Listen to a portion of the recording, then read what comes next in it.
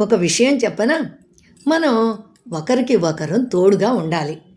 ఎలాగంటే ఒక ఊరిలో ఒక వ్యక్తికి ఒకరోజు శ్మశానాన్ని దాటవలసి వచ్చింది.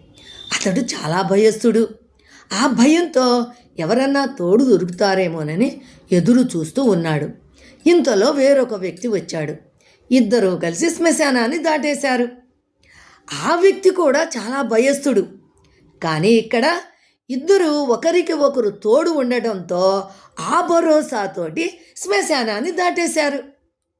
నిజ జీవితంలో కూడా అంతే కదా. ఎలాగంటే మనం కూడా ఒకరికి ఒకరు తోడు ఉండి నేనున్నాను అనే భరోసా గనక ఉంటే ఆ బలంతో ఎంత పనైనా సాధించగలగవచ్చు కదా.